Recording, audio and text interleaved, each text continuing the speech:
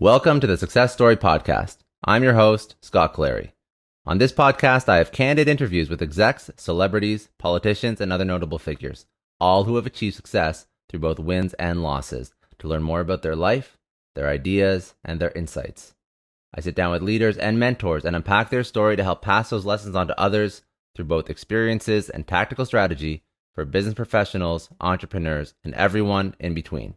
Without further ado, another episode of the Success Story Podcast. Thanks again for joining me today. I am sitting down with Henny Yeshanew, who is the founder of Lyon Marketing Agency. They're a full-service marketing agency dedicated to helping medium and large businesses achieve success and growth. His company has been awarded top marketing agency in Ontario in 2018 and 2019 by the Canadian or Canada Business Awards. Henny has also received top 40 under 40 for his success with the marketing agency and his community work with youth development. Another hometown hero. So he's in Toronto right now. Maybe when everything's over, we can do like a face-to-face. But for the time being, man, I appreciate you joining me on Zoom. It's really nice to have you. No problem. Thank you so much for having me today. It's my pleasure. So, you're 24. It's relatively young. You have some successes, some top 40 under 40, award-winning marketing agency. What's your background? What's your story? Where did you come from? Did you mean to do this purposefully, accidentally? What's going on? So my background's quite funny. So basically, I came into Canada when I was 8. So I'm an immigrant, and having an immigrant parents was not the easiest job to have in Canada. And being that, we only had 2 to 3 job choices, honestly, and it was either to be a doctor, engineer, or lawyer, as those were the most secure jobs we can get. So I was always good in school for those reasons, and I went into university thinking I'm going to be this hotshot lawyer. And I'm like, okay, I'm going to crush law school and get to become a lawyer because I'll secure a job. And then about 3 years into university, while also I applied for LSAT, I did my LSATs, applied to law school. I was this close to going into law school, but what really happened was I was like, is this something I really want to do for the rest of my life? Is this something that is going to make me happy, honestly? And entrepreneurship was never in my view at all at this time. It was just there. I always had that business mindset that I've always wanted to push, but I never went for. So I said in my third year summer, I was like, hey, let me tap into this and see if there's something there for me. So my third year summer, I started just watching YouTube and Google searching what's popular in this industry. And I've always enjoyed sales or just being with people and interacting with those. So I started looking into that. And then marketing was also something that was in that realm. So I went into it, and social media marketing was popping in 2015, Of course, 2016. yeah. So I was like, okay, let me get my hands in here. And I did. And I had 2 friends who had businesses. So I said, hey, let me try my skills on your business. And within 2 to 3 months, they saw some great success. So I was like, this is some route that I can continue forward. So hence, I did not tell my parents. So this going into my 4th year, I launched my small business while I was like, you know what? At the end of the day, I still will get that certificate from my parents. Even though I don't know where it is right now. I don't even think my parents know where this piece of paper is. But so yeah, I graduated. But in my 4th year, I started just working on it and honing my skills. And I also had 3-4 jobs to make sure I come out of it with no tuition. So I did that. And then after graduating, I went full force into this business, worked alone for over a year on this agency, working with clients, doing the delivery, all of it. And I knew that at that point, I'm going to need people around me to make sure that this business is scalable. So today, as you see, we have over 9 staff members, and we work with, I only started with small business owners and helping them become either medium-sized businesses or just honing on their service and their product and making sure that it's getting delivered to everyone else. And then basically now we just help medium and large businesses. So that's the story. It's an interesting story. Is it like you're very much a self-learner because you don't have any, something I find interesting. A lot of successful entrepreneurs, Yep. or the ones that have the highest rate of success are the ones that work in an industry for 10, 15, 20 years, and then they build out a product in an industry where they know there's a problem. That is Yeah. not your story at all, by any means. You didn't do that. So like, how do you self motivate? How do you self drive? How do you know what works, what doesn't? Is it just you understood social and you basically just understood there was a need? Like, how do you build out a social media agency from nothing, I guess is my question. Yeah, it's quite funny because I tell people, I get that question a lot, and I say I think it was just through trial and error. Like I tell people that people get lucky, and at the same time you have to create your own luck. And what I did was I just started to talk to a lot of people in this industry. I know there's one that I look up to, a mentor we've been pretty close, which can be he's very polarizing, Ty Lopez. I was one of his first few students to get into his social media course, and for that reason, we have that connection. And he has really helped me craft my skills as its own. And we work personally, and that really helped me hone in what I really need to do to take my business to the next level. And that also crafted in a way where I knew what would work in this industry and what wouldn't, and really avoid a lot of mistakes that I knew I would have made if I didn't have those mentors. And there was a bunch of them. Billy Jean is another one that really helped me understand my skills and use those skills to further help business owners. And so that makes sense. You align with mentors, you learn from the people that have done it before, you fill the need. But how do you turn that into an award-winning company, right? Because when did you start this? You were like 2014, what, 2015? Yeah, 2015. Yep. So 3 years later, you're winning Canada Business Awards. Yeah. It's very impressive. What's the strategy to build out an agency so that it's an award-winning agency and not just an agency? Great question. So I think one of the first things I did was I identified what my weaknesses were, and I knew that I needed to either hire people or fill those roles in immediately to make sure that we're sustainable. So I knew that sales, being around people, and everything around that space was what I'd love to do. The back end, sitting on the computer and making sure everything gets done in the back end, that was something I lacked at. I mean, I can do it, but I did not enjoy what I was doing in those spaces. So I need to make sure. And luckily, a year and a half after I created it, a great friend of mine was also in the same university, but also graduate in engineering. Didn't want to do anything with it, but he was great with the back end stuff. So I said, hey, let's team up and see what we can do with it. So we partnered up. To this day, he is the anchor that holds this agency. I say that because he manages the people, he makes sure everything gets done, while I'm more of the visionary and get the doors open for us to meet new clients and make sure that we're progressing and continue to grow bigger. And he owns it down. So I think that was the first thing, was to identify my weakness and make sure that I fill them, and also being okay with having a partner. You're not alone in this, and making sure that you're able to do that and finding the right partner.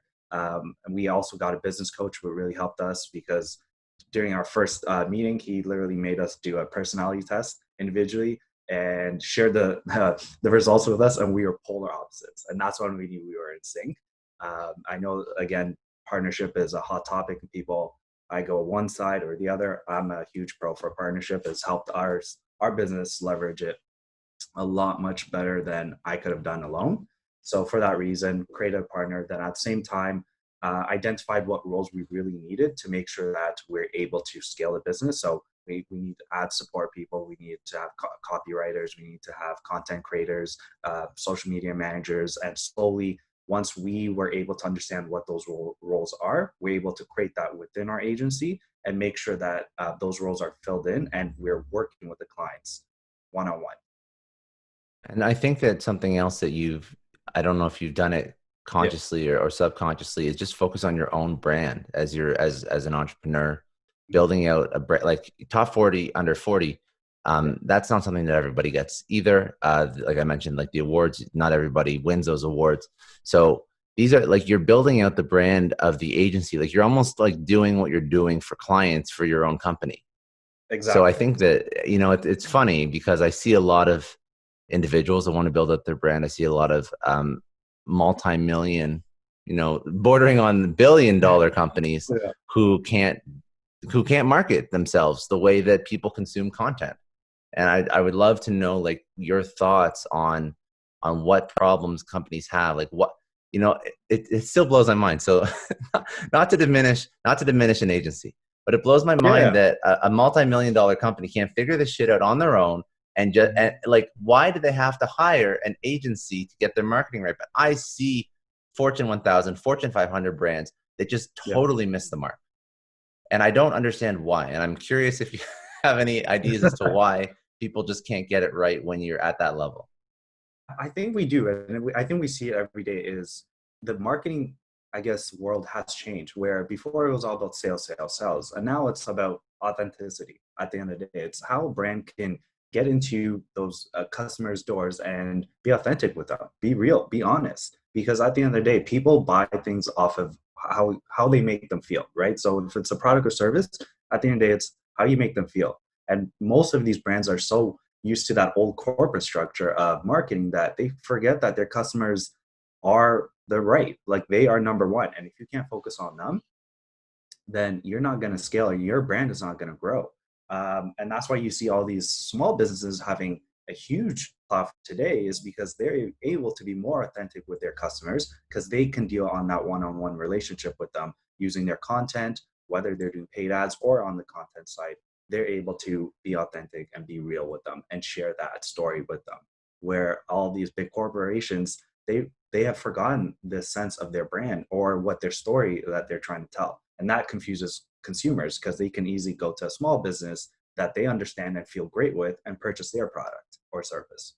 Mm-hmm. I think that you mentioned something. They lose sight of what their story is, like what their origin story is, Yeah. and over years, that's why you see like the celebrity CEO or the evangelist having more social clout and more social power than the brand itself, because that's Exactly. authentic. That's a person. You can build that relationship with the person, right? Um, how do you work with clients? Like say I contact you, Yeah. I want to build my business. I want to, well, first of all, like I want to even understand the value add of an agency. Yeah. Um, I'm saying like, listen, I can go hire people internally. Why would I hire you? So Yeah. what's your playbook for success for, some of the people you work with? Yeah. So honestly, we have a 6 point sales technique that we use to, I guess, bring a prospective client to become a client. And one of those ways is where, again, we're super honest with them, where we introduce ourselves. We'll do a discovery call or something simple where we identify their problems, what they're having, right? So, oh, I need more sales. So, or I need more revenue. I need this and this, whatever their problems are, we identify it right away. And then what we do is we ask them, hey, give us a few days to come back with a solution. And what we do is we'll basically do a full audit of their whole marketing or their online space, what they're doing, what they're missing out, and try to align their problems that they're having with problems that they're doing or mistakes that they're doing on their online space that is affecting them. And we give them this free resource with recommendations on how they can do better. And we give it to them right away. It doesn't cost them a thing at all. So we give them so much value in the beginning so that we can gain a little bit of trust with them. And what makes that different is it'll take them up to 6 months to train someone in-house, marketing person, bring them in, teach them all of this, and then try to push this out where we tell them, hey, this can get started on day one.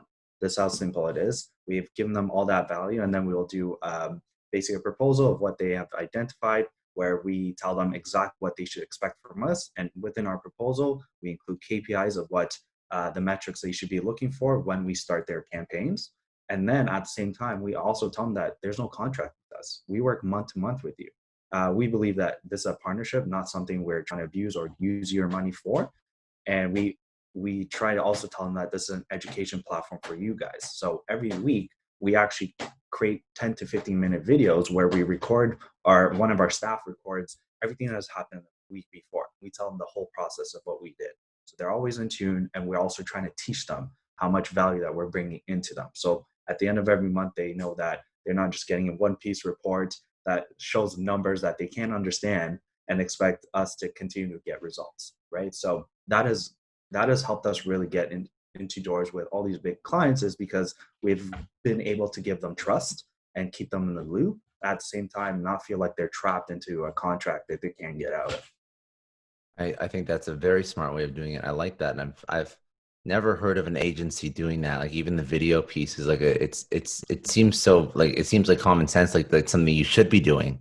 Yeah. But because you think if you were an employee in an organization and you had to do a project, well, you'd be expected to present like the results of what you've accomplished, right? So why would it be any different? So, but I think that the issue with a lot of agencies is that it seems like everybody with a computer says they're a social media expert. Yeah. So that's the issue, right? It sort of diluted the whole industry. So it's hard to sort of weed through, and I guess that's where you bring in the value piece right up front to do the Yep. audit. You show them what's going on, what's not working, and then that's when they start to build that trust.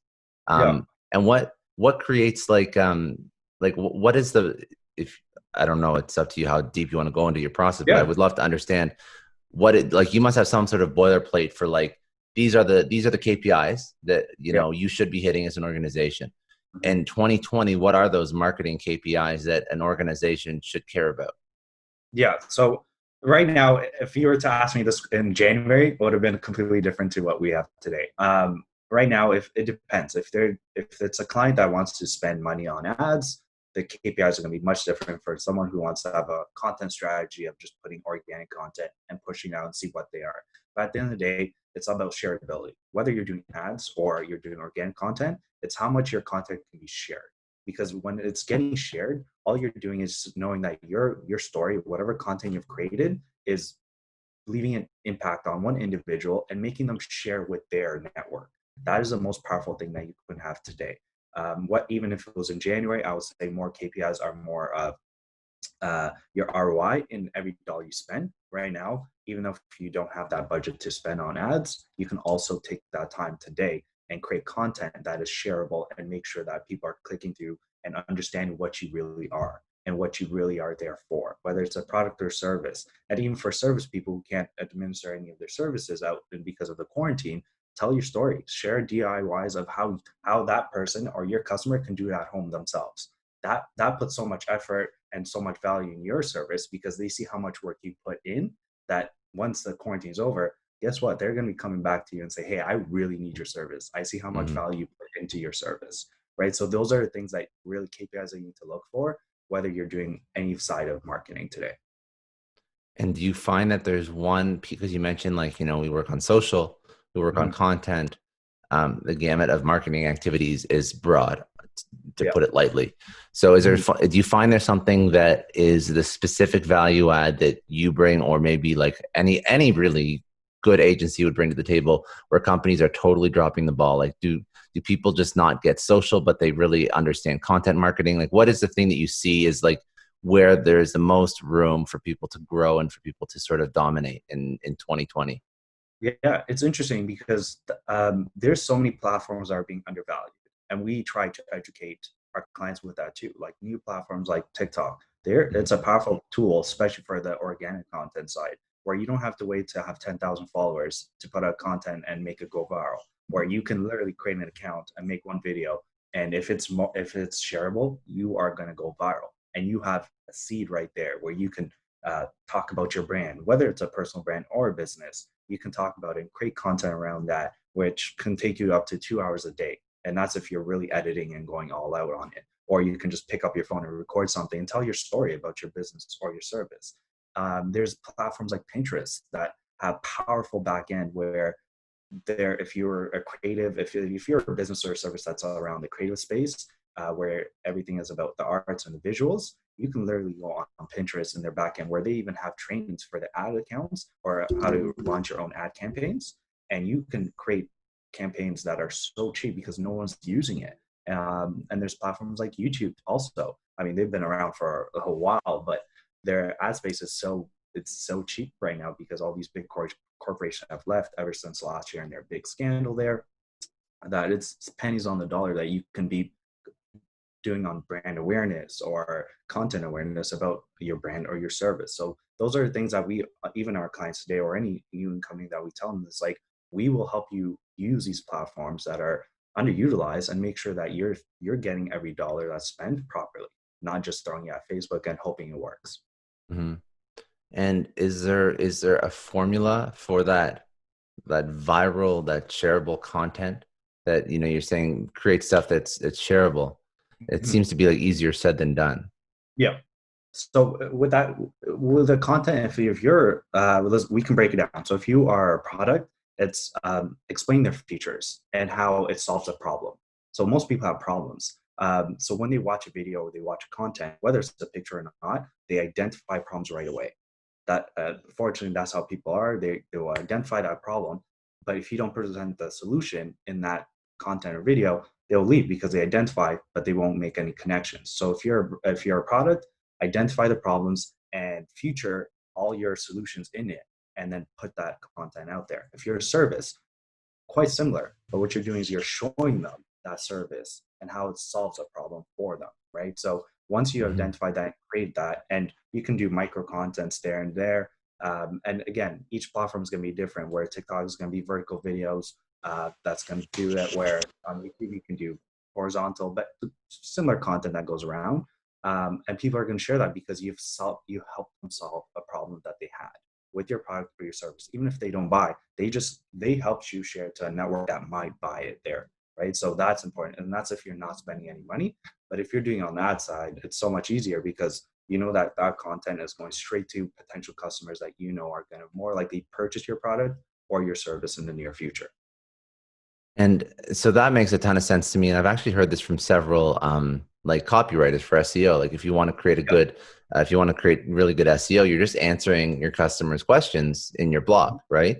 And that's something that I think I've heard a few times. But to be that subject matter expert, to answer the questions on social, it seems so straightforward. But I feel like so much of social is just blasting out your thoughts without any consideration for what the person receiving it. You look at Twitter, it's just like it's like a megaphone of people yelling at each other, and no one's being considered. Not no one, but I mean like the average piece of social content is very like individual centric. Yeah. So, and even for companies, I think, if I pull up somebody's LinkedIn post, I don't think they're solving a ton of problems. Maybe they put up like a PDF or like a white paper or something like that. But at the end of the day, it's still a lot of like, this is what we're doing. This is what we've done. This is why we're awesome. This is why we're so great. But it's just like, really, you're taking the stuff that people are going to the websites for, and you're just finding a way to put it on social. And it seems it seems very simple. But then another thing that I think, and also like your opinion on this would be good, but if you put out the content that is answering questions, and I see that, now I want to be the person that everyone looks to as that knowledge broker, the person who is incredibly smart and found that answer to the question so I'm going to be resharing that. So there's a psychological driver, kind of like when I find something funny. Like memes are highly shareable, right? You find something funny and you want to share it because you want all your friends to think you're funny too. So I think it's the same. I'd love your thoughts on that. It's great because I think what especially these micro communities are doing is they're not micro brands are doing is they're trying to create micro communities within them. And I think all these big corporations are following. Like if you were to look at Burger King or Wendy's on Twitter, they're hilarious because they know that if they don't bring some spice or community vibe into their branding, then people are just going to be bored of their organic brands. So they would go with random people, put questions and tag them. They will answer very funny or just be creative with it. So that creates that whole, we're open to communication. I think that's a huge thing too. It's not just offering value too much, but also opening up dialogue within these brands. So making sure that they're easily approachable, whether you're a small business or a large corporation, right? So if customer is talking to you, I think a lot of bigger brands are catching on and they're doing great job as whether it's a support issue or they just want to know about your product or you're trying to create that influence or community vibe, is you just have to be open with your communication with them, right? So it's not just offering your problem and solution, but making sure that it opens up a dialogue where people can talk about those problems and also talk about how the solution helped them change their lives or change their day or made them happy for the day, right? So I think it's great that people are doing that, but it needs to happen at a lot more rate where it's not just you pushing out problems and solutions, but also talking about it and making sure your customers are also talking about it. Yeah, it's a very smart attitude, I think, towards social. And I have seen, you do see some companies like, I was talking a lot of shit about like these Fortune 500 companies, whatever, but some of them do quite well, but not enough for the amount of brains and degrees from these Ivy League schools that are behind their marketing teams. They're definitely not doing enough. So I think that that's a lesson you can learn from some of these smaller companies that are just killing it. And you see, like, some of these startups, like, even before they're venture backed, it's still bootstrap. Like they can blow up on social because they have that access, right? Yeah. Uh, um, One thing you mentioned that I thought would be interesting Mhm. was marketing during a pandemic and Yep. marketing during COVID-19. So what's changed from your point of view, from your customers, what you're doing for your customers, messaging? What's going on? I mean, it has made a huge change because before this pandemic, it was all about how our clients can get into the doors of their customers and get a sale, whether that's through just organic content or paid ads. Now it's more about how can we all together as a community help each other with your branding, your content, your ads, right? So our messaging and everything has changed to how our client's product or service can help someone ease their burden from the COVID and how they're stuck at home or lost their job or something, right? So all our copywriting, everything has basically changed in where we make sure that we're also understanding what people are going through, so that we're not trying to come off at just still selling a product or selling a service when people probably won't even have the money for, and they're probably in debt or stuff like that. So we're trying to educate our clients to making sure that they're aligned with either organizations that are helping out and giving back, and making sure that we're also being smart and lowering their budget, because we know that they're not going to get the same results that they were going to get before, and making sure that they're allocating their budgets to different sections of marketing. So we're encouraging a lot of them now to do focus on content, right? Because this is a time where either your business shut down or you're not even getting any services done. So this is a smart time for you to hone down all the content you want to be pushing out, whether it's COVID related or just brand related, and making sure that aligns and you're pushing out content. Because most people now, if they're not working or they're just staying at home, guess what? They're plugged to their phones. So Mhm. they're going to be swiping up the timeline. And if your content's constantly showing up, you're just putting that behind their back of their head, where when services are open up again and we're able to go back to normal, they're always going to remember you and probably purchase your product or service. And do you think that there's an extra need to be sensitive right now because of, like, not just changing where the content's going, but like the whole messaging? I think you actually did touch on this, but um, what have you seen any adverse reactions to people or marketing that's not sensitive? What are your thoughts on what that is? That going to be something that's going to stick with people long term, or are they going to forget about companies that don't sort of alter their marketing strategy? You think there's going to be like long term repercussions for people that don't sort of wise up during like COVID-19 and whatnot? I can probably say it's a yes and no question, because yes, if I mean, it depends on how much they're spending or how much attention they're getting. If we're talking about a small business, I don't think it will affect them that much, because they're able to switch Mhm. up and make changes and go forward. Where it's a big corporation or a large company, then yes, people are going to remember that, and they're going to attach the feelings that you made them feel with that whatever campaign it was, that in the future. Like, I know Volkswagen had that one racist video that they had like 2 months ago. And I'm like, I first of all, I'm like, how did that go through how many Yeah. up and get accepted to go publish? At the same time, you're leaving another pain point from all the other stuff that you've done before. Instead of encouraging people to be as a community and come together, you've decided to harm your reputation or your brand. So that is going to take you how many years? I don't even want to think about how many years it's going to take them to bounce back and make it so that that video has never appeared. Yeah. Um, Well, also it's yeah, Volkswagen has not had like you mentioned, Volkswagen has exactly, had a tough time, to exactly. say the least, man. Um, 100%. do you think that the landscape of marketing and the way that people consume and buy products is going to change permanently? Yes, and we're seeing it today, where all these brick and mortar stores are forced to open up an e-commerce platform, and there's great organizations even here in Toronto that are doing Shop Here, where they're giving you free resources to go create an e-commerce platform. I think that is a future. We've already seen the trend even before COVID, and COVID is just helping put more of an awareness that we're always moving to the online space. So businesses now are being forced to do it, but it's also helping them because now they have less amount of costs and expenditures when all your products are waiting for product or service to be booked online, where you can just create a website that's going to cost you free for now, but even in the future, it's going to be super cheap. And you can bring your audience, your customers all in one place where they can purchase, learn about you, and endorse your product. That makes a lot of sense. Now, before I want to just go back to a couple questions, just like about you and what you've sort of done over your career and what you plan to do. Um, just in terms of like marketing in general, is there anything that you like is like a really hot topic item or just like industry thing that you're noticing that we didn't talk about, or did we cover a lot of things you're dealing with right now? I mean, yes, we did. I think we covered a lot of things that are happening now, especially with, I mean, we're telling all our clients even today is just push out content right now. This is the best research you're going to have, and you don't have to spend a lot of money on. Mhm. You already have a base. Utilize platforms that nobody's using right now, business are not using right now, because it's much cheaper for you to get into today.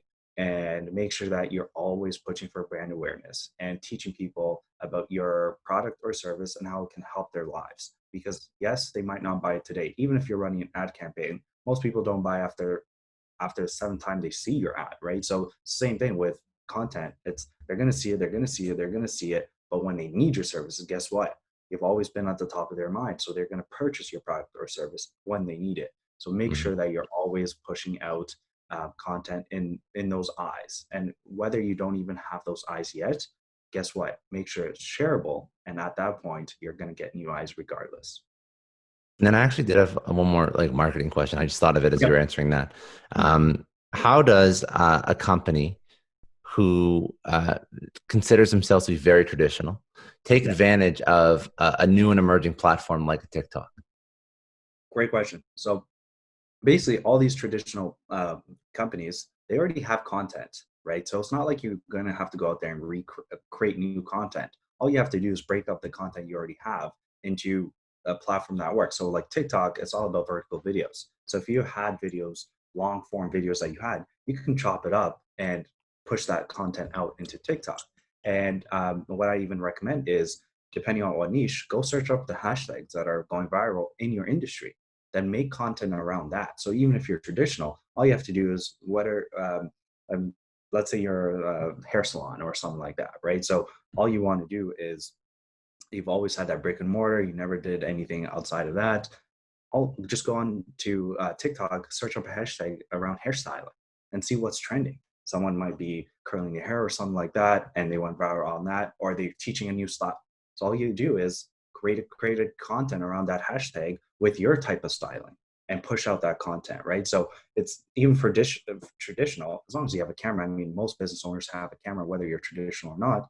Push out content where you record yourself creating that style, push that, and put that hashtag, and just let it go, Mhm. and then see And then how. I think half of it is just starting. That's Yep. another thing too that people have a hard time doing for some reason. Because it's change, and especially Yeah. for business owners, they're scared of change because they're used to how business operate, right? So, and I think this COVID is such a big wake up call because they have no choice. They have to change or their business is going to die, Mhm. unfortunately. That's a good insight. Now back to you. Back to what you would like to do or how you want to scale your business. Where do you want to take? Like I don't even think I was so bad at me. I didn't mention the name of your agency at the beginning, so it's Oh, no way. Lyon. No, you did. So You did. did I? Okay, I Yeah. apologize. I couldn't No remember, but I problem. just wanted to say, where are you going to take the Lion agency? Like, where do you want to go with it? How are you going to get there? What's your 5, 10, 15 year plan? Not to Good sound like, question. I'm a teacher or something trying to map out No, your future, but I'm curious where you take an agency after, it was kind of created and it wasn't when you were in university, it wasn't really your game plan and it's been massively successful to this point. So where do you go now? good question. So, even going into this agency, I knew this was not a long-term thing for me. It was just a space where I can hone on my skills and make sure that I'm able to deliver things that I promise. But I think in a few years, 2 to 3 years, I would want to be in a place where this agency can run without me. So, trying to find my replacement in this space of my agency, so that I can carry out things I really love to do, which is basically that whole youth aspect. Is I want to be in a place where I'm able to invest in different youth startups or people young people that have amazing ideas. I mean, I'm doing that now in just as a side project, but this is something I'd love to do, is because there are brilliant minds out there. I've been privileged to do pitch competition judges, and I sit there and I'm like, man, at your age, I was probably playing video games and doing stupid things, and you're out here uh, trying to change the world. So those are the things I really want to push forward in the next couple of years. And my 15-year goal, which is something absurd, something I had a dream of being a child, was to bring these top level medical clinics in each hemisphere of Africa and make sure it's a border free resource where anyone around those areas are able to utilize those health clinics and make sure that they're well taken care of. So that's a goal I've been working on since last year, trying to get into the doors of investors and try to get into the doors of doctors and government officials to see how this can happen, this idea of mine. But it's not when I speak to you, it's not surprising why you're successful, because even though you're living a successful business right now, you still have like your goals mapped out. Like you still know where you want to head. Yep. And that's very difficult. Again, it seems so basic if you're living it, but if you're doing it, but it's so hard for people to do that. But you Mhm. like even your 15-year plan, which is incredibly ambitious and obviously an incredible initiative, um, you're taking steps, you're taking micro steps towards that while running an agency, while investing in, or I'm not sure if you're investing, if you actually have equity in several startups, but at least you're providing guidance and mentorship for some of these startups, with the hopes that eventually, like, this will be something that you can do more permanently after somebody takes the reins online. So Yep. it's like setting up that path for success so you know where you want to be. And I think that's like, if people don't figure that out, if they don't even have some like idea of like what their North Star metric is in 15 years from now, what they want their life to look like, it's very difficult for you to get there because you're not taking all those small little steps along the way. Mhm. Yeah. I mean, it's great because I think what it's through a lot of. I mean, I read a lot, and I think that's where I picked up those pillars, like 7 Habits of Being a Successful Person. Like that's such a great book because it helped me identify that I knew that this agency wasn't my lifetime thing I wanted to do. So I was like, okay, working back, and I always had that dream, but I've always put it aside because I was like, okay, this is too ambitious. Like I don't, it scares me, and I think I read that quote: if your dreams scare Mm-hmm. you, then you're on the right path. I was like, you know what? I'm going to see how much I can get achieved starting from today. So I've been privileged to talk to the African Commission's like directors, see how free passports, borderless passports can even be viable in that industry there. And then even borders, Doctors Without Borders, talking to the directors there and seeing, okay, how can we bring the best of the best to work in these facilities and make sure that they're able to administer their professions there. So putting those things in place, I'm able to map out, okay, how many years is that going to take me? Who do I have to contact? And getting to those networks so that I'm able to open more doors into that space, right? So I think networking is a huge thing that, I mean, we probably didn't talk about, but I think it's such a huge thing. It's not just saying, hey, how are you? Let's connect, but more like, okay, how can I help you and how can you help me? Achieve these things we have. And it's again, it's being about authentic. And I tell them my plan.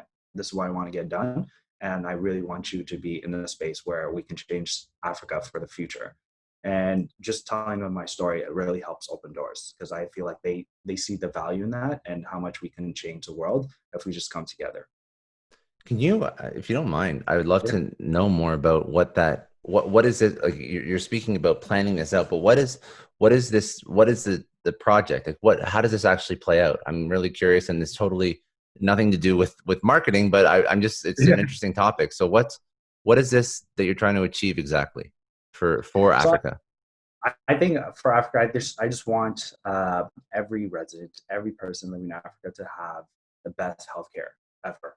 I feel like as a continent itself, we've been so diminished because of our health status there. So even there, because I lived 8 years of my life in there since I was born until I was at the age of 8, and I've seen it. I still remember the times. We have not been in the best service there. Luckily, I mean, I've been fortunate enough to have a family there that is wealthy enough to have the best care, which is private care, and going out to countries in the Asia space to get their healthcare, not even in the country, right? So that's when that idea came in, And then when I come to Canada and see how amazing their healthcare is, I mean, it's not the best, but seeing their healthcare here, and I'm like, oh my God, we're missing out. Like, imagine what Africa can be if everyone was provided the best healthcare possible. So what that really looks like is basically having every country come together. I know it seems impossible because there's so much tensions between every single country in that continent. Is making sure that they all come together in a way where they open their borders to people, because it's not like I can open up a massive health clinic in each country, which is nearly impossible. But if we're able to have 4 pillars in those different hemispheres where people from different countries can access them with a simple a free border pass, but I don't know what that would look like, to just get that healthcare they need and they can return to their country. That is basically my end goal there. And to make sure that the governments and the investors pay for that service instead of the people that are actually using that service. And how do you actually, and this is obviously, a loaded question, but how do you actually get that done? Because there are so many personalities and governments and ideologies in different parts of Africa, well, the world, but just not exclusively Africa. But like, how do you get that alignment? Is there something that you've thought through? I just find it a very interesting concept. I've never heard of anything like that, and it's almost like a global healthcare at global, like cross border healthcare system. Exactly. So how we get that is also there's pillars like African Commission, which is basically the United Nations basically replica of Africa. So every nation comes together, have those meetings, talk about what they need to get done. So that's one pillar there.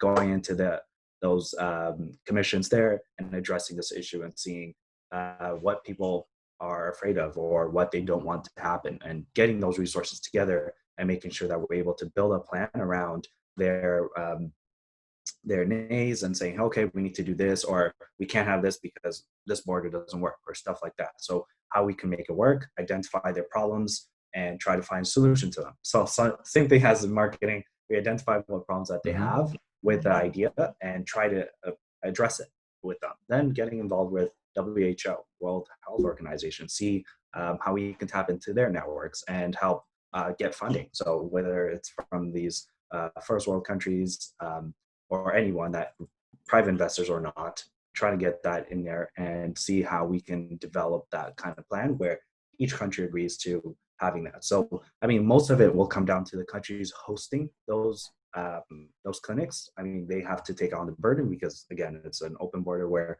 they come in, get service, and then they have to be back. So how we coordinate that is the biggest issue there. I think that they're going to have problems with. So we're addressing that and saying, okay, how can we have a delivery system where they can just cross the border, go straight to the clinic, and go straight back into their country without being able to do anything else. So that is that whole, I know, issue that a lot of people have brought up, is like, okay, the security issue is that biggest problem. So how we can create that transportation system is going to be the biggest issue there. Very interesting. Very, very interesting initiative. I wish you a ton of luck with that as that sort of progresses, because I always find like it's so nice to see when somebody who has some measure of success can then obviously improve outside of their own life and really on a global scale, because of course there's so many initiatives like in Canada that people need support with, but also I think that it takes a little bit of extra effort to go overseas, to go into a region and not just pour money, not poor is the wrong word. Give money into something that is a worthy cause, but you're like almost like building infrastructure from the ground up in a place that doesn't have the infrastructure. There's no cross-border medicine group in Africa that you're just going to give them $50 million and say that's it. That's it. It's like you're building this from the ground up. So it's an entrepreneurial venture while being also like very altruistic and yeah, it's a very nice thing. Very well. Good luck. It's going to be difficult. I can see how there could be some issues, but yeah, very interesting stuff. Again, if it's not worth having, then it's not worth fighting for, right? So I'm ready for the fight. I'm ready for it. So we'll see where it takes me. Exactly. Yeah. No, that's all. Listen, you have the plan. That's all that matters. And you're ambitious, and that's the second half. If you're ambitious about something, it's incredible what you can actually do. That is a life lesson. Like, you never thought that you could build out a marketing agency when you hadn't started it yet. But if you literally just put everything you have into it, like you said, if it doesn't scare you, right, then it's not worth going after. Seriously. I like to ask two questions and sort of like tee up just like your experience. One of them being, and you've kind of already given a ton of these, so it's a little bit redundant, but you're a smart guy, so you'll think of something else. Just like one life lesson that you would tell your younger self that can be agnostic of industry, that would help you get to where you are a little bit quicker. Great question. I think I would talk about finding the right mentors and just shutting up and listening. I feel like in the world we are today, we all like to talk and we don't like to listen. And when I say listen, listen to understand, because these people have been through it. And I can honestly say that even in my younger age, I just listened to listen, did not understand what they meant by it. And I made the same mistakes that they told me to avoid. Right. So that is such a great aspect that I still tell everyone. I still do that to myself, where I would sit down with someone. I don't care where they're from or if they're below me or above me. I'll be like, I'll shut up and listen to your story values and what you're able to take out of it and see how I can use that. Right. So I think find the right mentors and listening to understand is a huge thing I would have told my younger self, for sure. Very good. Very good lessons. Uh, Resources like a book, a podcast, an Audible, something that you enjoy that would be good for other people to pick up. Great. Great question would be start with why. I think especially if you're an entrepreneur, even just someone that's lost in a career path or just in that industry, I think it's such a great book because it helps you identify your pillars of what you really want to accomplish in your life. And that really helped me hone in my lifetime plan, what I really want to get done today, and what I want to be doing for the rest of my life. So that's such a great book that I enjoy. Any podcast such as yourself that is pushing out content that has value from people is amazing. I mean, every car ride, I know we can't do it now, but every car ride I would be like blasting podcasts from everyone, right? So because at the end of the day, it's everyone has something to teach. I don't care if you have one listener or a million listeners, you have something of value, and I'd rather listen to that than listen to music where, I mean, again, music is also another avenue to learn from, but at the same time, podcasts are huge resources for that. So any podcasts, honestly, that are pushing out business knowledge or self-knowledge, huge proponent of that. What else? I love documentaries. So I think that's a great way to also learn. So, I mean, Netflix is a power storm of documentaries you can start watching. I know most people don't like it, but if you really listen and understand what those documentaries are trying to teach you, they can be a lot of value there too. Very good. And 100% agree. I actually love watching documentaries. I don't like watching like just like TV for watching TV, but I do like watching. I nerd out at some of the stuff too. So, and last, but certainly not least, most important, where do people find you, get in touch with you? If they want to contact you, they want to go check out Lyon, they want to go check out anything you're working on. What's the best place? I'm pretty social, so you can find me on LinkedIn. Just searching my name. If you put in Henny, it'll probably show up there. Not a lot of people have that name. As there, I know my actual name is Hennock, but I haven't heard that ever. It's just I'm Henny at this point, so I just go with Henny. Same with Instagram, if it's Henny Empower. So if you like to DM me there, I will perfectly respond to that. That's all for today. Thanks again for joining me on another episode of the Success Story Podcast. You can download or stream this podcast wherever podcasts are available, including iTunes, Spotify, Google, Stitcher, iHeartRadio, and many others. You can also watch this podcast on YouTube. If you haven't already, please subscribe and share this podcast with your friends, family, coworkers, and peers. Please leave us a rating on iTunes. It takes about 30 seconds, as it allows other people to find our podcast and lets our amazing guests reach even more people with their message. And remember, any rating is fine as long as it contains 5 stars. I'm Scott Clary from the Success Story Podcast, signing off.